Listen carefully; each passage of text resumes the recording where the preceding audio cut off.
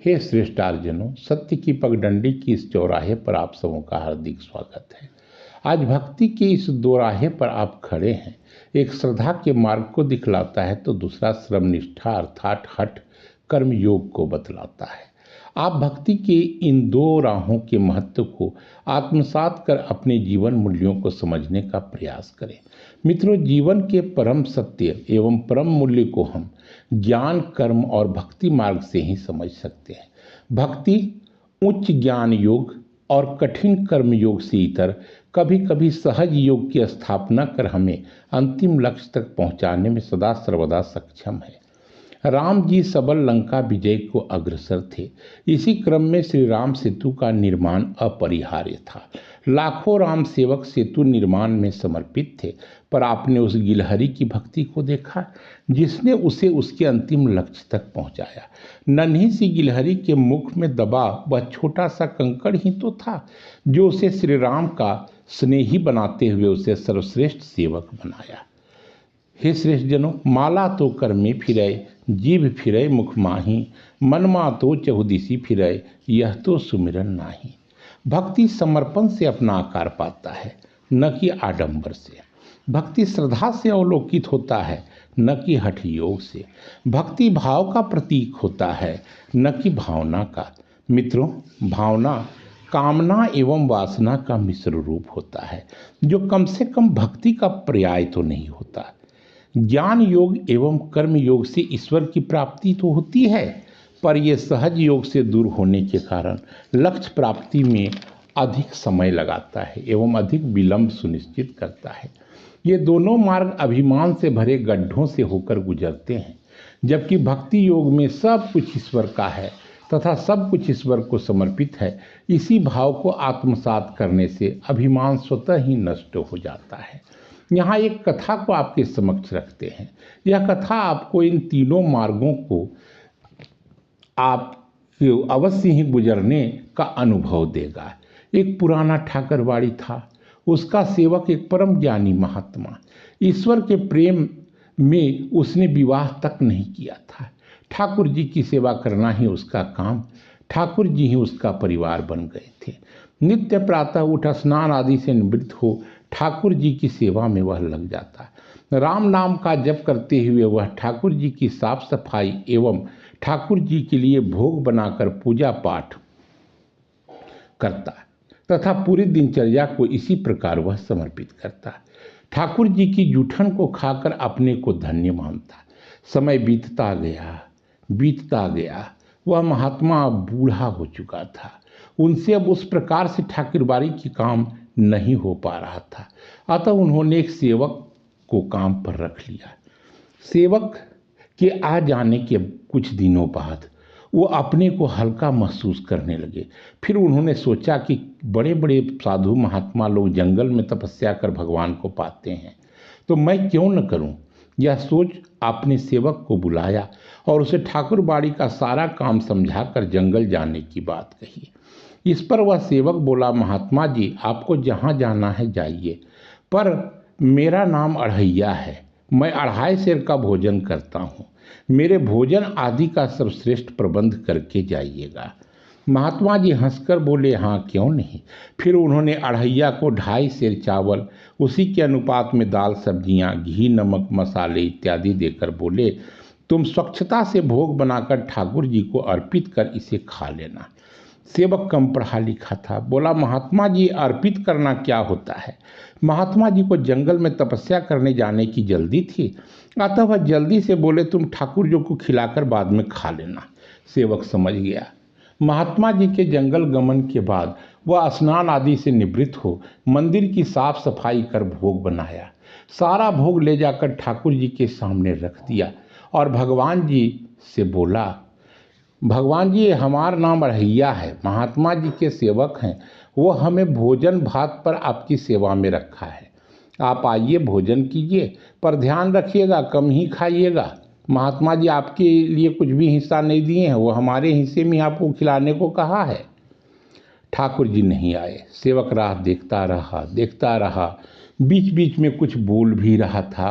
कहा ठाकुर जी आप अढ़ैया को भूख से मार देंगे का? देखो तो सूरज ढल गया है, शाम में महात्मा जी आएंगे तो कितना हमको डांटेंगे। आपको पता भी है वो हमको कह के गए हैं कि आपको खिलाने के बाद ही खाना है। आप हमको तो दया कर दो प्रभु, हम पर दया कर दो प्रभु, हमको क्यों मारना चाहते हो भूखे? पर ठाकुर जी टस से मस नहीं हुए। वह भूख से बिलबिला रहा था, पर ठाकुर जी को बिना खिलाए कैसे खाता भला हुआ। वो रोता रहा, गिड़गिड़ाता रहा, भूख से बिलबिलाता रहा, पर ठाकुर जी को न तो आना था न आए। संध्या होने को तत्पर था, पर वह सेवक अढ़ैया भूखे पेट ठाकुर जी को मनाता रहा। उसकी सहज भक्ति ठाकुर जी को भा गई, उसका समर्पण उन्हें मंत्र मुग्ध कर दिया। भक्त बुलाए भगवान न आए, ऐसा कभी होता है क्या? अगले ही पल अढ़ैया बुदबुदाया, ठीक है प्रभु आप मत आइए, एक दिन में अढ़ैया मर तो नहीं जाएगा, पर कल हम ये काम छोड़ के जा रहे हैं, महात्मा जी को कहे देंगे, आने दीजिए महात्मा जी को, हम आज ही आपके द्वार से भूखे पेट चले जाएंगे। इतने में मानो चमत्कार हुआ। तीर और धनुषधारी श्री राम जी प्रकट हुए, बोले तुम हमें छोड़कर क्यों जाओगे भला, हमारी सेवा कौन करेगा? श्री राम जी की दिव्य स्वरूप को देख उसका मन मानो अमृत सरोवर में सराबोर हो गया, पर अगले ही क्षण वह चिंतित हो गया कि यह हट्टा कट्ठा आदमी मेरे हिस्से का सारा भोजन चट कर जाएगा। श्री राम जी उसकी मनसा को समझ गए और फिर क्या था, सारा का सारा भोजन चट कर गए तथा बीच बीच में मुस्कुराते हुए इसके भोजन की प्रशंसा भी करते रहे। भोजन सब चट कर गए तो भोजन के उपरांत पालनहार अढ़ैया से बोले, कल भी ऐसा ही भोजन बनाकर रखना। कहकर अंतर ध्यान हो गए। अढ़ैया जूठे बर्तन धोने लगा। हे सत्यपति को सोचिए, जगत का पालनहार जो सभी जीवों को भोजन देते हैं, अढ़ैया के हिस्से का भी भोजन खा ले। अढ़ैया भूखे का भूखा रहा। मित्रों, भक्ति दो शब्द भ और इक्ति अर्थात इक्तिन प्रत्यय से मिलकर बना है। भ का मतलब भाव होता है तथा इक्तिन का मतलब शक्ति होता है, अर्थात भाव की शक्ति ही तो भक्ति है। कबीरदास जी रोज गंगा स्नान करते थे। गंगा मैया उनके गांव से कुछ ही दूरी पर थी। वो रोज गंगा मैया को में जाकर स्नान करते, सूर्य नारायण को अर्घ देकर अपने घर लौट आते थे। यह सिलसिला चलता जा रहा था। समय बीतता गया। कबीरदास जी अब बूढ़े हो चुके थे, फिर भी उनका यह नित्य क्रम जारी था। एक दिन वो बीमार पड़ गए, कमजोर हो गए, फिर भी गंगा मैया से मिले बिना उनसे रहा न गया। किसी तरह वो गिरते पड़ते गंगा मैया के पास पहुंचते। कमजोरी के कारण वे थर थर कांप रहे थे।